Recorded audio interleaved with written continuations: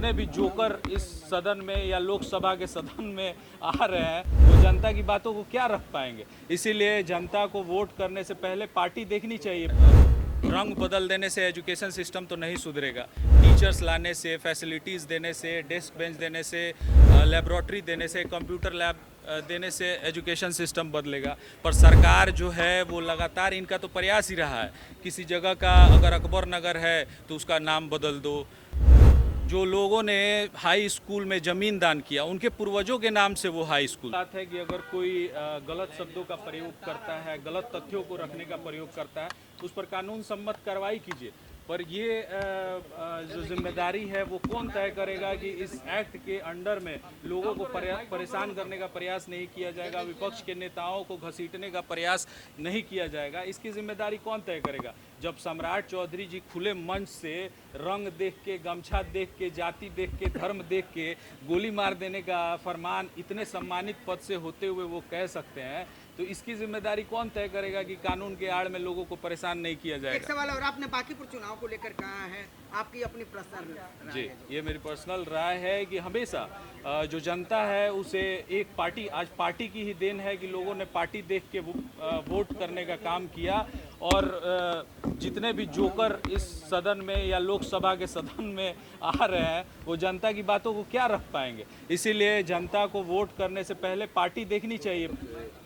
देखिए, अनडेमोक्रेटिक जो काम है वो भाजपा की सरकार लगातार करती आ रही है। उनके जो सांसद हैं, विधायक हैं, रेपिस्ट हैं, उन पर कार्रवाई नहीं हो रही है।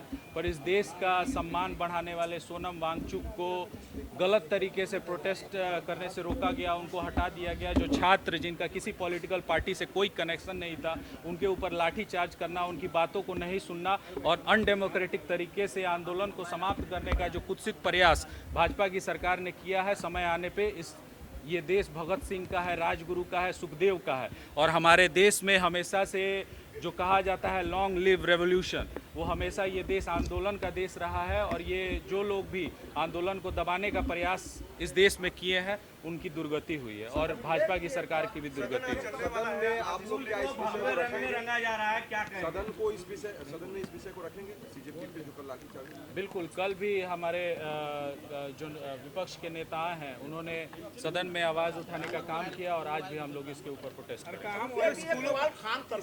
खान सर जिस तरह से एक इंटरव्यू में कह रहे हैं कि वो भी हमें फैजल, जबकि उनका नाम है फैजल खान कहते हैं वो हमको जीजा मानते हैं, क्या इस बयान को क्या? अरे देखिए, खान सर टीचर हैं और टीचर का नाम मुस्लिम नाम हो, सिख नाम हो, क्रिश्चियन नाम हो, ये बहुत बड़ा मैटर नहीं करता है। उन्होंने ज्ञान देने से पहले ये नहीं देखा था कि वो मुस्लिम बच्चों को ज्ञान दे रहे हैं या हिंदू बच्चों को ज्ञान दे रहे हैं। फिर भी एक शिक्षक को मर्यादा में चीज़ों को रखना चाहिए था। कहीं ना कहीं समय आने पे उनको अपनी गलती का रियलाइज़ होगा, पर इस एक स्टेटमेंट से उनके पूरे कैरेक्टर को असैसिन कर देना ये कहीं सही नहीं। अरे देखिए, आप इसको क्या कहा जाए, अब रंग बदल देने से एजुकेशन सिस्टम तो नहीं सुधरेगा। टीचर्स लाने से, फैसिलिटीज़ देने से, डेस्क बेंच देने से, लेबोरेटरी देने से, कंप्यूटर लैब देने से एजुकेशन सिस्टम बदलेगा। पर सरकार जो है वो लगातार इनका तो प्रयास ही रहा है। किसी जगह का अगर अकबर नगर है तो उसका नाम बदल दो। जो लोगों ने हाई स्कूल में ज़मीन दान किया उनके पूर्वजों के नाम से वो हाई स्कूल था। अब उस स्कूल का नाम बदल देना अचानक से बिना किसी डिस्कशन के, सरस्वती विद्या निकेतन, ये आरएसएस का जो माइंडसेट है उसके आधार पे सरकार काम कर रही है। और सैफरॉन रंग कहीं मायने नहीं रखता है। ये तिरंगा जो हमारे देश का तिरंगा है उसमें भी सैफरॉन रंग है और सैफरॉन का कोई पेंटेड बीजेपी करा के नहीं बैठी हुई है, जो इस पर हम लोगों को कोई आपत्ति